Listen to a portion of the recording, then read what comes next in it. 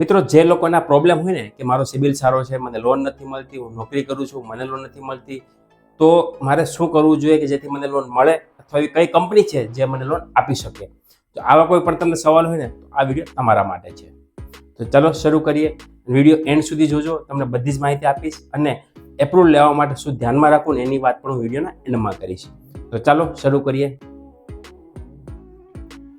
મિત્રો હવે આવે છે તહેવારોની સિઝન અને પૈસાની જરૂર પડતી હોય છે. તો ઘણા લોકો શું કરે છે કે ઓનલાઈન એડવર્ટાઇઝમેન્ટ, જેમાં મેસેજ આવતા હોય, વોટ્સઅપ પર આવતા હોય અથવા કોઈ સોશિયલ મીડિયામાં એડવર્ટાઇઝમેન્ટ આવતી હોય, એમાંથી પ્રોસેસ કરી દે છે અને લોન રિજેક્ટ થાય છે. તેના ગેરઅસર પણ ઘણી બધી છે, મતલબ કે તેના ગેરલાભ પણ ઘણા બધા છે. એ શું છે હું પછી વાત કરીશ. તો આ વિડીયોમાં વાત કરીશું કે લોન રિજેક્ટ કેમ થાય છે. પહેલું રીઝન છે એરિયા પિનકોડ, મતલબ કે તમારો રેસિડન્સનો જે પિનકોડ એરિયા છે એના આધારે પણ રિજેક્ટ થાય છે. કેમ કે ઘણી બધી કંપની એનામાં રૂલ્સ હોય છે, આ એરિયા પિનકોડમાં અમે લોન આપીશું. હવે જે એરિયા પિનકોડમાં તમે રહેતા હોય અને એ એરિયા પિનકોડ જો કંપનીમાં લિસ્ટેડ ના હોય, મતલબ એ કંપની તમારા એરિયામાં નથી આપતી અને જો એ કંપનીમાં તમે એપ્લાય કરો છો ને તો લોન રિજેક્ટ થશે.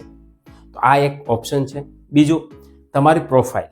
ઘણી વખત શું થતું હોય, કસ્ટમર નોકરી કરતો હોય તો બિઝનેસવાળી જે લોન આપે એ કંપનીમાં એપ્લાય કરે છે, અથવા બિઝનેસ કરતો હોય તો જે સેલરેડ કંપનીમાં જ લોન આપે છે એ કંપનીમાં એપ્લાય કરે છે, જેના આધારે રિજેક્ટ થઈ શકે છે. તો તમે પહેલાં જાણો કે તમારી પ્રોફાઇલના આધારે કઈ કંપની આપે છે. એવી ઘણી બધી કંપની છે જે કે ધંધા અને નોકરી બંનેને આપે છે. એવી કંપની પણ હું લિસ્ટ આપી દઈશ નીચે વેબસાઇટમાં, ત્યાંથી તમે એપ્લાય કરી શકો છો. તો આ એક મોટું રીઝન છે. ત્રીજું રીઝન છે તમારો સિબિલ સ્કોર.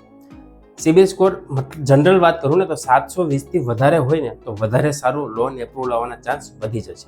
હવે અહીંયા ઘણી વખત તમે જોયું હશે કે 680ના સ્કોરમાં પણ લોન થઈ જતી હોય છે અને 780થી ઉપર સિબિલ હોય છે, સારામાં સારો સિબિલ સ્કોર માનવામાં આવે છે, એમાં પણ લોન નથી થતી. એનું કારણ શું છે એ હું તમને કહું. 680માં સ્કોરમાં લોન થઈ જાય છે એવું કે એમાં જે એક બે કંપની છે જે તમારો ટ્રેક રેકોર્ડ સારો હોય, ક્લિયર હોય, રેગ્યુલર ઈએમઆઈ હોય, છતાં તમારો સિબિલ સ્કોર ડાઉન હોય ને તો એ લોકો તો લોન આપે છે, જેમાં જનરલી 680થી વધારે હોવો જોઈએ.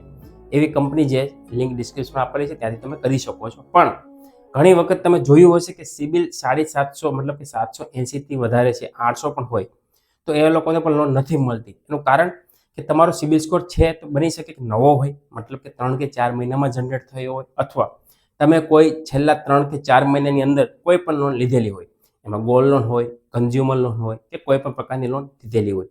એ લોન ભલે 1000ની હોય કે 10000ની હોય કે લાખની હોય તો પણ તમને લોન મળવા પાત્ર નથી, મતલબ કે રિજેક્ટ થઈ શકે છે. હું ના નહીં કહી શકું, પણ 99% રિજેક્ટ થવાના ચાન્સ વધી જશે. બીજું, ખાલી તમે સ્કોર બનાવવા માટે ગોલ્ડ લોન લીધેલી હોય તો પણ તમને લોન નથી મળતી, એવા ઘણા બધા કેસીસ છે. કેમ કે જે કંપની કેવાયસી બેઝડ, મતલબ કે જે તમારા સિબિલના આધારે લોન આપે છે એ કંપની ઘણા બધા ક્રાઇટેરિયા ચેક કરે છે. એમાં જનરલ વાત કરું ને તો તમારી લોનનો ટ્રેક રેકોર્ડ, કેટલા વર્ષ જૂનો ટ્રેક બનેલો છે. આઈડિયલી 2 વર્ષથી જૂનો ટ્રેક હોવો જોઈએ. બીજું કે છેલ્લા 6 મહિનાની અંદર કોઈ તમે લોન ના લીધેલી હોવી જોઈએ. અને ત્રીજું કે તમારા રેકોર્ડમાં અનસિક્યોર લોન જેવી કે પર્સનલ લોન, બિઝનેસ લોન અથવા ટુ વ્હીલ લોનનો રેકોર્ડ હોય તો તમને લોન એપ્રુવલ આવવાના ચાન્સ વધી જશે. આ 3 ક્રાઇટેરિયા હોય અને જો તમે લોન એપ્લાય કરશો ને તો તમારી લોન 100% થવાની છે.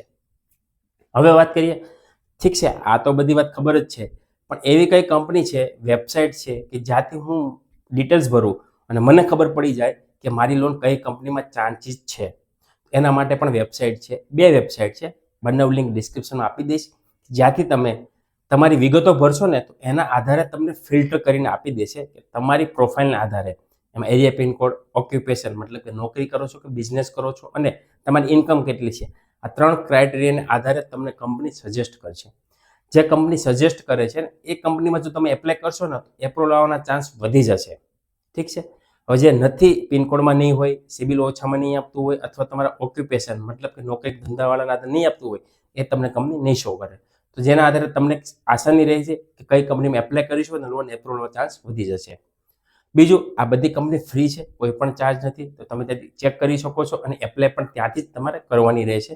એપ્લાય કરશો ત્યારબાદ તમને જે તે કંપનીના નિયમ પ્રમાણે ઓફર હશે તો તમને બતાવશે અને ત્યાંથી તમારે લઈ શકશો. તો આ હતી, ઘણા લોકોનો સવાલ હતો કે મને લોન નથી આપતું, એના માટે શું કરવું, એના માટેના વિડીયો હતો.